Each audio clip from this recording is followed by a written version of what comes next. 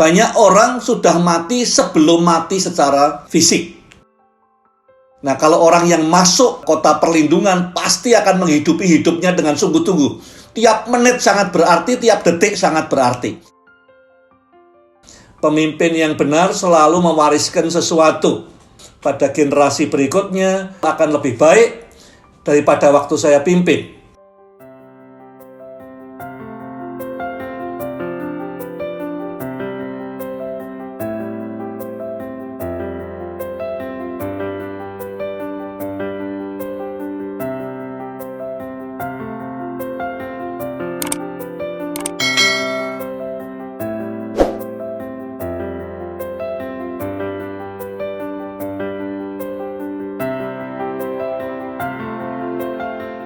Jadi saya beri judul leaders atau aset terbesar seorang pemimpin adalah orang yang benar.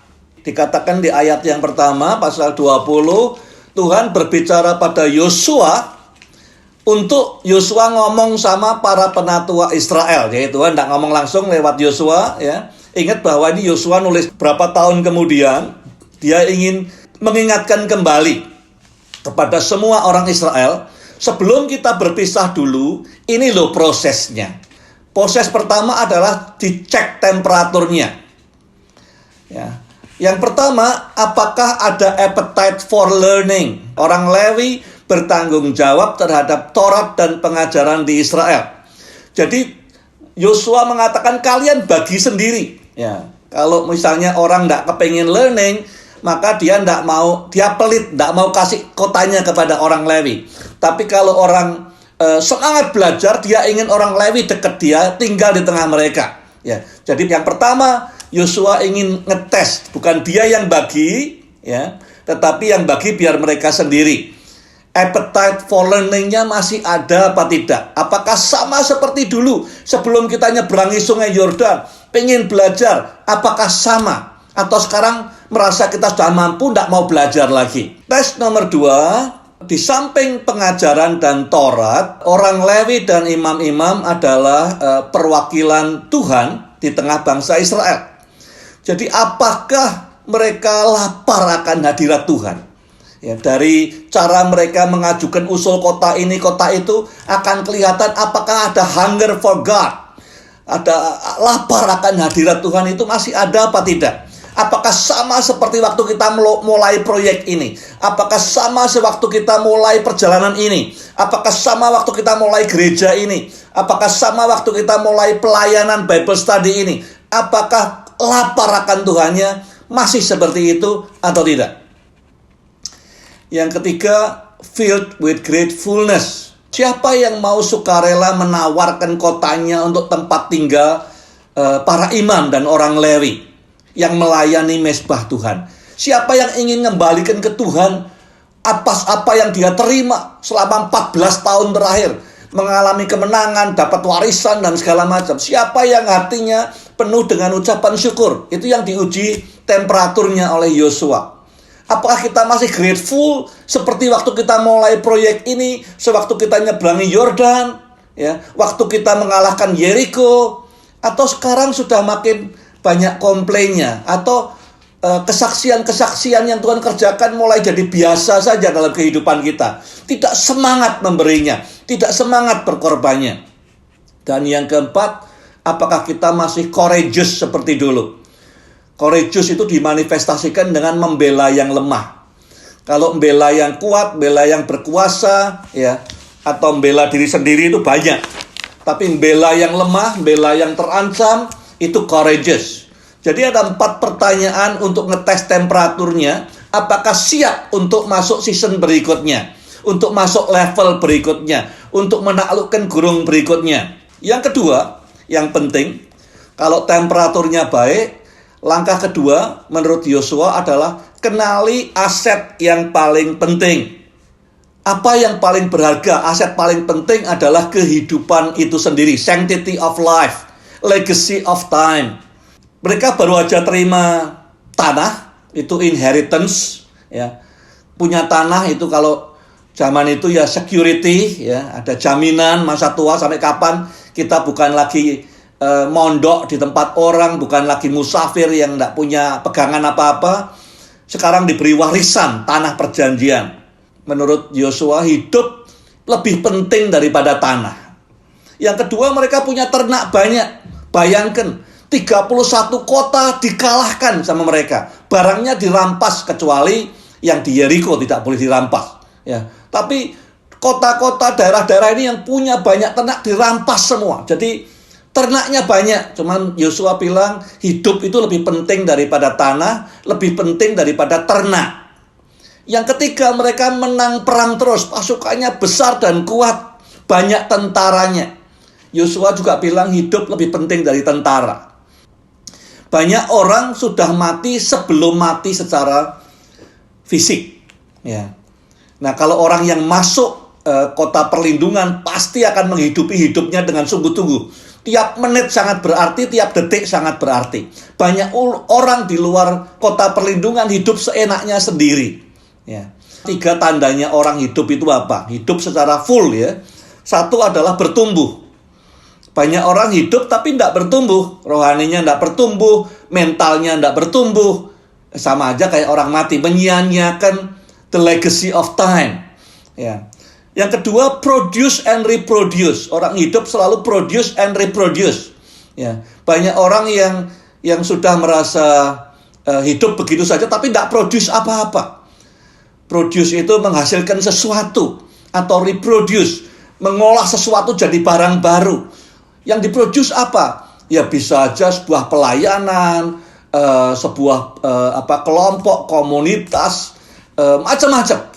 Yang ketiga, lambangnya hidup atau tandanya kalau ada kehidupan itu apa? Hope, pengharapan. Nah, coba saudara cek dalam hidup saudara atau teman-teman yang lain, ada enggak tanda-tanda kehidupan ini? Bagaimana Pak Bambang kalau 2 di antara 3 ada? Tidak cukup hidup itu. Ya, hidup minimal 3-tiganya iya. 1, bertumbuh. Secara agresif bertumbuh terus. Doanya tiap hari, aku ingin bertumbuh. Rohaninya ya, mentalnya ya, pengetahuannya ya, relationship dengan orang, dengan Tuhan ya. Yang kedua, produce. Apa yang saya produce hari ini? Ya, yang saya hasilkan hari ini apa? Apakah menguatkan orang lain, menolong orang lain ketemu Tuhan, memberi penghiburan, kekuatan, nulis, kesaksian, itu produce. Yang ketiga, hope, adakah pengharapan masa depan yang lebih baik dan ditularkan kepada orang lain. Yang kedua, di kota-kota perlindungan ini orang sangat menghargai waktu dan kehidupan, karena semestinya kalau di luar situ mereka mati. Jadi semua orang yang di kota perlindungan itu menghargai tiap detik, tiap menit, dan mencoba menghidupinya.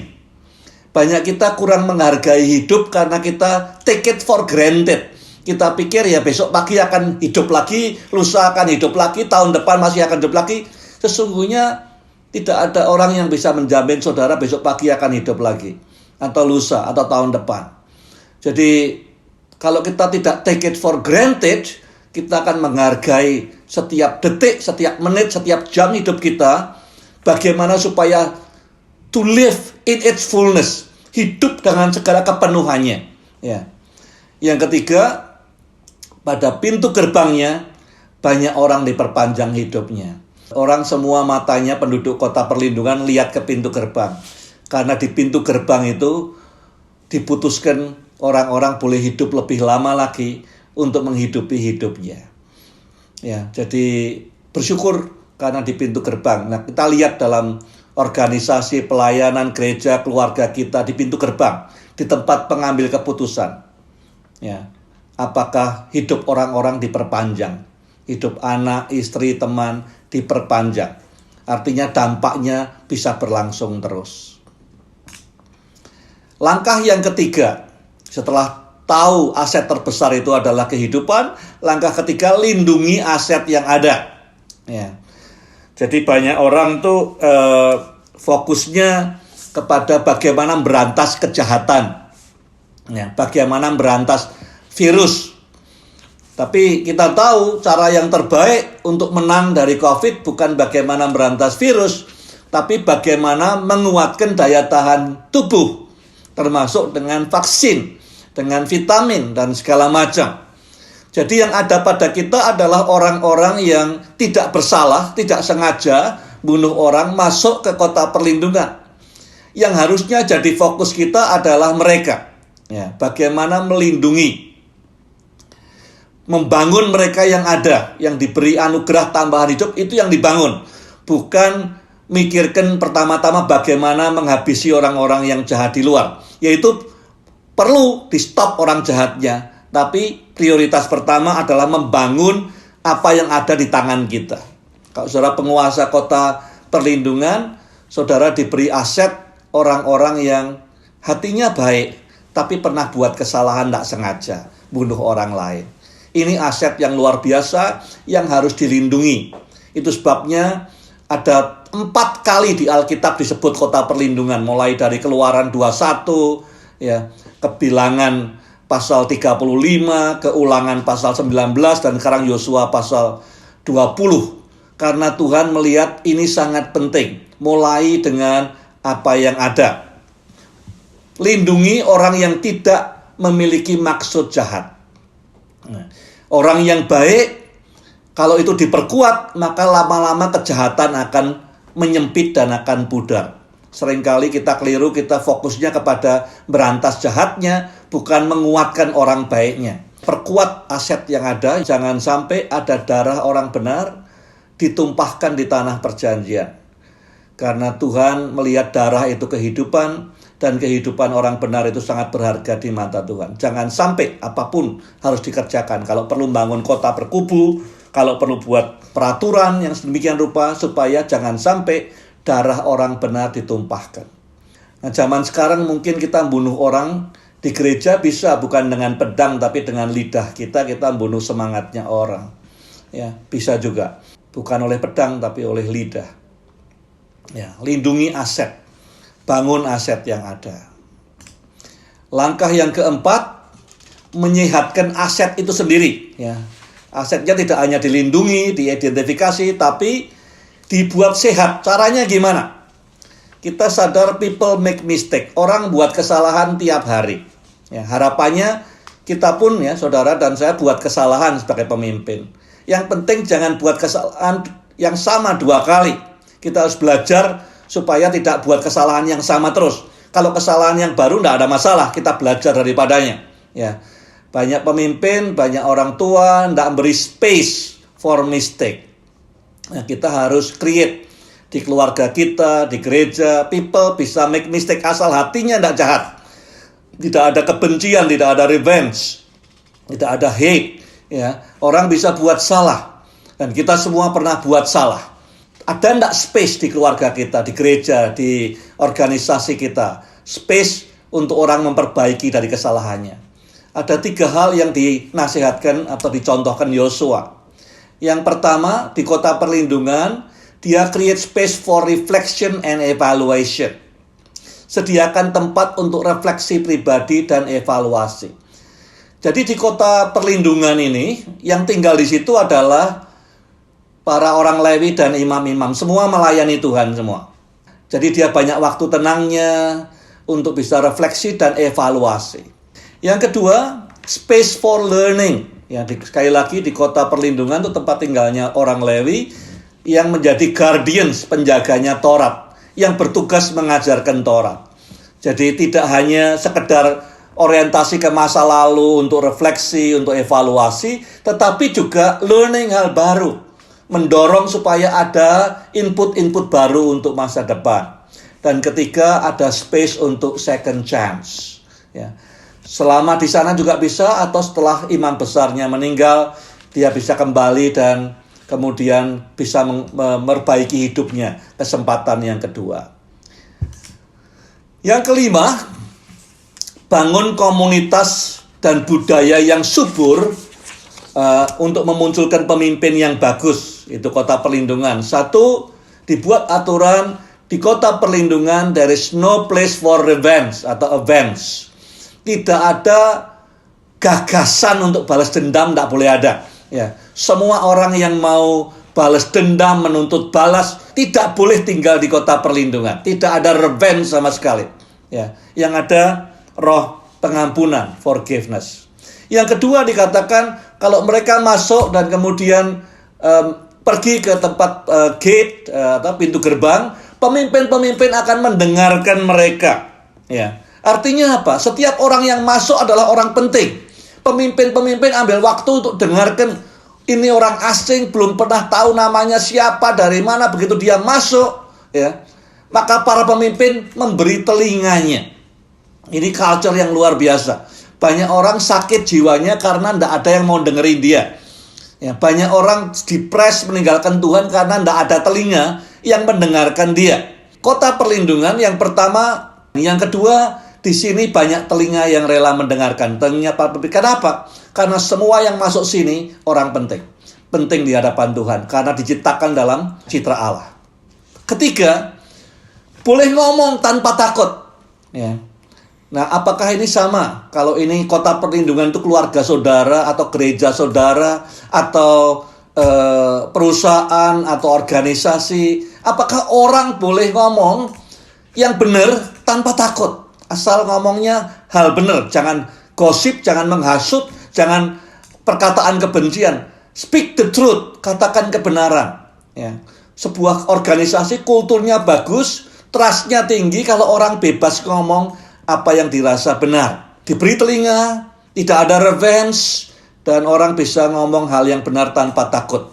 Yang keempat, tidak boleh ada kebencian atau amarah atau kebencian, tidak boleh ada dalam budaya organisasi ini. Kalau ada masalah, selesaikan. Jangan ngomong di belakang, ngomong di depannya, selesaikan tanpa hate.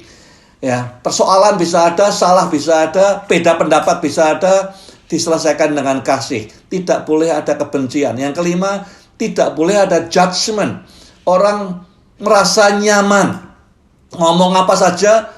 Biasanya orang takut ngomong di pertemuan, di gereja, karena takut nanti dijudge. Dijudge saya ini bodoh, dijudge saya ini kurang peka, dijudge saya ini dan itu. Takut dijudge.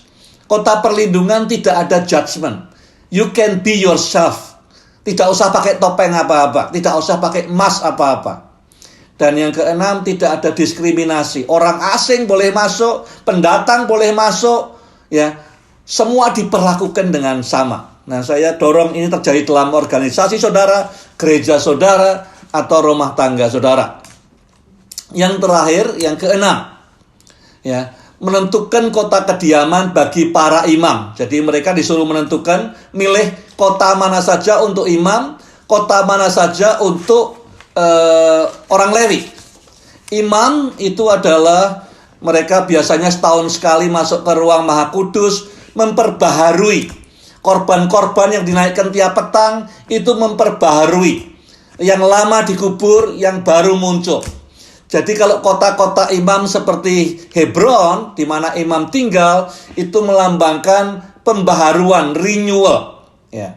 Kita harus bangun sistem di keluarga, di organisasi, di gereja, di perusahaan, di mana pemimpin, ya, punya akses untuk dari waktu ke waktu dibaharui. Entah lewat retreat, entah lewat training, entah lewat solitude, tapi ada akses untuk renewal. Sebelum harus burn out, sebelum capek, sebelum mati muda karena stroke, sebelum segala macam, ya, perlu ada renewal dari waktu ke waktu. Itu kota-kota para imam. Sedangkan kota-kota orang Lewi adalah learning.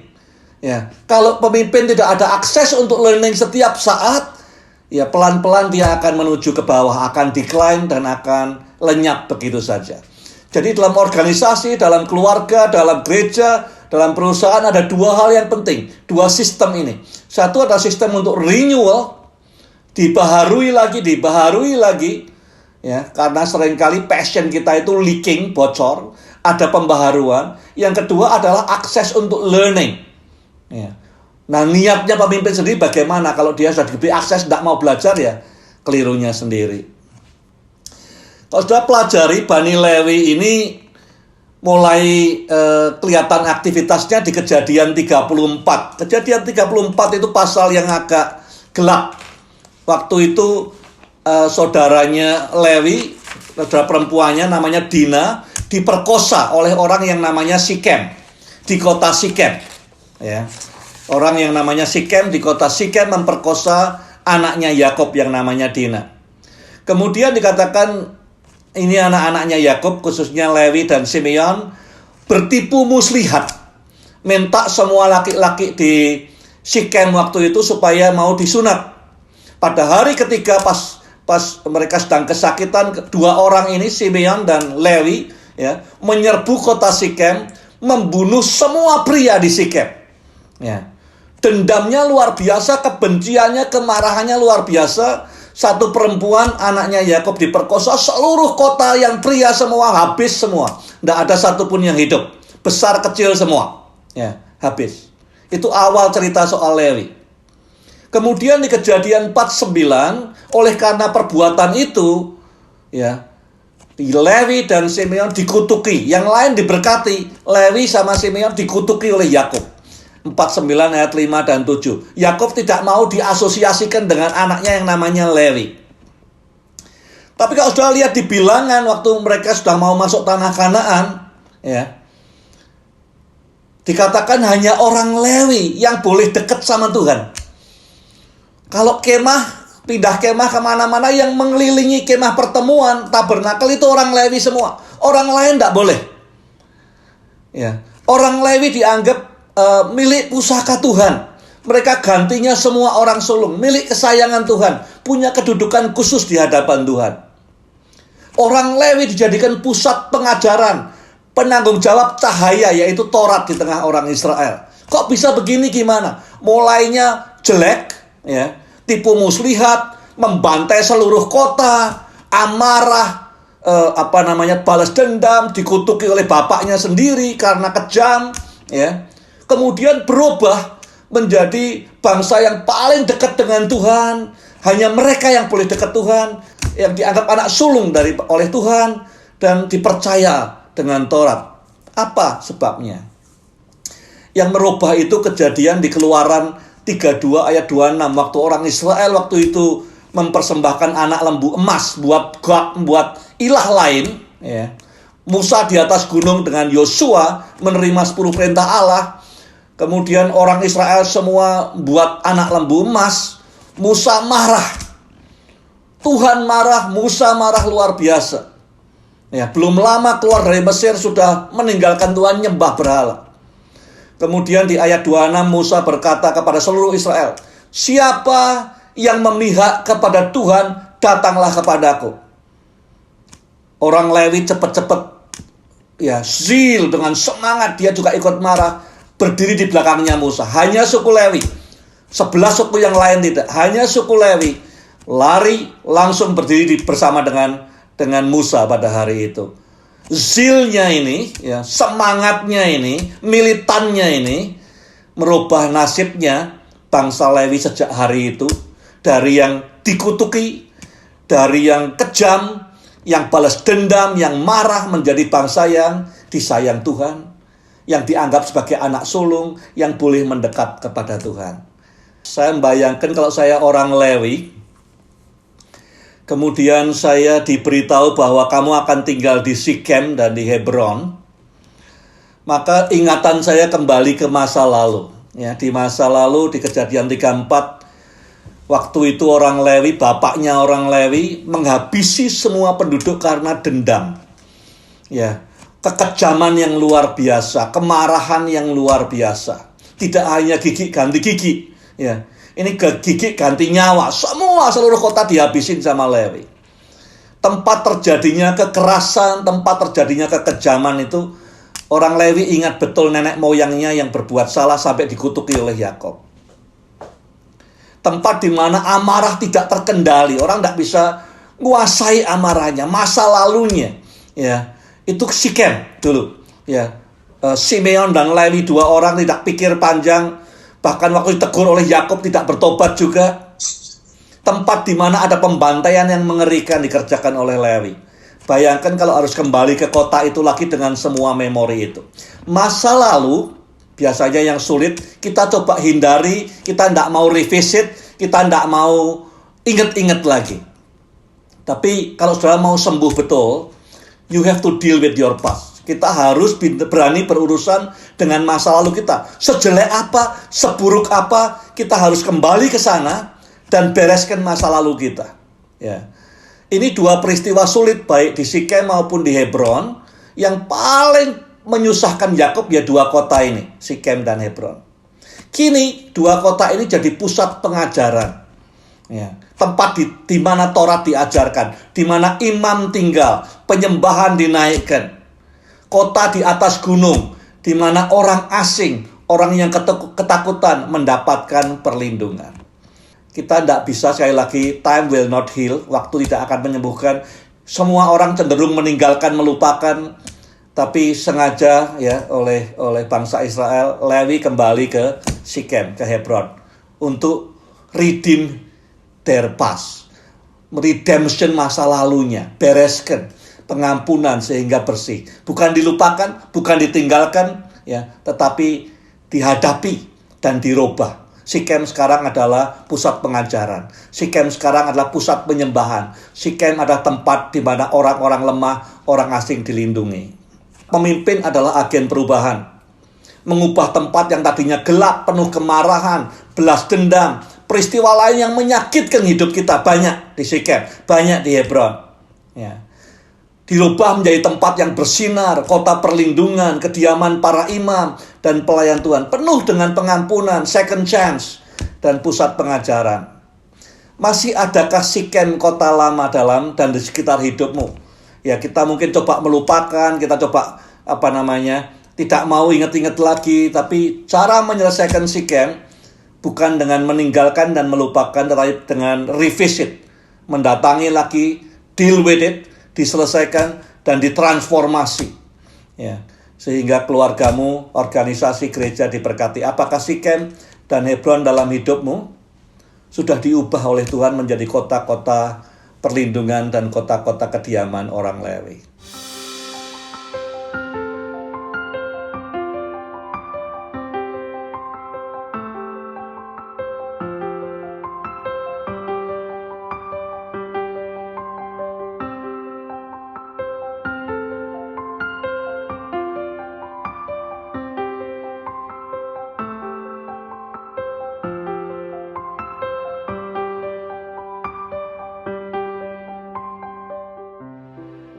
Ini adalah pesan-pesan Yosua yang terakhir sebelum semua pulang ke tanah masing-masing, ke inheritance masing-masing. Di bagian terakhir dari pasal 21, yaitu ayat 43 sampai 45, ada beberapa hal, ada 4 hal yang merupakan penggenapan janji Tuhan. Jadi dalam kita melangkah ke depan, andalkan janji Tuhan. Yang pertama, dia berikan inheritance. Dulunya waktu di Mesir, orang Israel adalah slave, budak. Ya. Kemudian sekarang di pasal 21 mereka semua landlord, punya tanah. Jadi ada legacy, ada sesuatu yang nanti mereka turunkan ke anak cucu mereka. Kalau budak, tidak ada yang diturunkan kecuali perbudakannya juga. Anak cucunya jadi budak juga. Tapi sekarang mereka bisa punya warisan untuk anak cucunya. Itu janji Tuhan. Kita sebagai orang percaya juga dulunya kita slave. Kita pemimpin, kadang-kadang kita slave juga. Slave dari apa? Kita pengen selalu disukai semua orang. Selalu dipuji orang. Seringkali kita senang ditakuti orang. Itu kita slave. Ya, jadi banyak pemimpin yang motivasinya ingin tidak ada orang yang tidak suka sama saya, atau supaya semua orang takut sama saya. Itu slave. Ya, jadi orang Israel pindah dari slave di Mesir menjadi landowner. Jadi ada legasinya, ada warisan. Pemimpin yang benar selalu mewariskan sesuatu. Ya, jadi Tuhan berkata, andalkan janji Tuhan. Kalau kita benar sebagai pemimpin Kristen, kita akan mewariskan kepada pemimpin berikutnya, pada generasi berikutnya, organisasi yang saya tinggal akan lebih baik daripada waktu saya pimpin. Itu legasinya. Yang kedua, dikatakan home, yang Tuhan janjikan home. Dulunya 40 tahun muter-muter di padang gurun, di wilderness, sekarang mereka settled. Ya, home itu artinya apa? Bukan house, home. Ada family, ada caring community.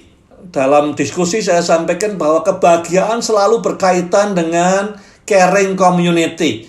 Ada kelompok orang, tidak bisa sendirian. Fulfillment dan kebahagiaan selalu ada family, ada community, di mana dia merasa diterima, di mana orang sekitarnya merasa belonging, ya. Jadi itu yang dijanjikan Tuhan nomor 2. Tidak hanya menjadi punya tanah kemudian in the middle of nowhere sendirian, bukan itu. Tidak ada kebahagiaan di sana. Tapi ada caring community, ada family, ya, entah itu keluarga atau keluarga dalam Tuhan, itu yang memberi kebahagiaan pada kita. Yang ketiga adalah guidance dan providence. Dari perang terang terus dan muter-muter, akhirnya dikatakan di ayat 43-45 tadi, mereka mendapatkan rest, ya. Tidak lagi fight, sekarang rest in God, bisa mengandalkan Tuhan. Tidak lagi fight untuk egonya, untuk dirinya sendiri. Tuhan menjanjikan rest. Di dalam Tuhan ada damai, ada rest. Jadi Tuhan janjikan pada kita, dan kita waktu terima Tuhan Yesus juga ada damai yang melampaui segala akal. Saudara bisa punya warisan, bisa punya kekayaan, bisa punya komunitas, tapi kalau tidak ada peace yang dari Tuhan, damai yang dari Tuhan, keputusan yang sudah ambil sebagai pemimpin akan kacau balau. Jadi yang Tuhan janjikan kalau kita memimpin bagi Tuhan juga ada rest, ada peace. Kita bukan terus fight. Ada orang yang tidak di masa perang, tapi jiwanya terus fight. Tidak pernah ada damai. Tuhan menjanjikan ada damai.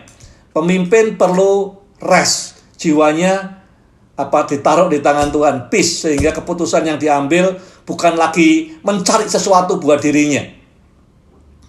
Yang keempat, Tuhan janjikan, dikatakan semua musuhmu aku serahkan kepadamu. Jadi impact dan kemenangan Tuhan janjikan. Satu adalah kita tidak lagi jadi budak, kita bebas dari budak, ya. Andalkan janji Tuhan buat para pemimpin ini, kita menjadi land owner, kita akan meninggalkan legacy, kita akan berikan warisan. Andalkan janji Tuhan ini. Pemimpin yang baik di hadapan Tuhan pasti meninggalkan warisan. Kalau ada pemimpin, mimpin organisasi, mimpin keluarganya, kemudian dia pergi jadi rusak, jadi lebih jelek, itu artinya dia tidak mengandalkan janji Tuhan tentang warisan, tentang legacy. Kalau kita tinggal harus lebih baik. Itu gereja, itu organisasi, atau apapun juga, ya. Yang kedua, ada community yang Tuhan berikan. Zaman dulu tahun 70-an ada stiker Eagle Flies Alone, ya, sendirian, kesepian. Orang dulu percaya tahun 80-an pemimpin tuh kesepian.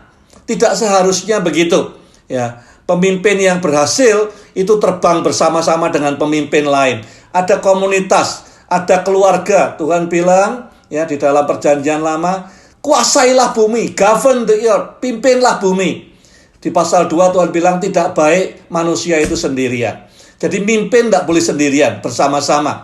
Tuhan janjikan komunitas yang caring, family. Tanpa itu kita tidak dapat kebahagiaan apa-apa.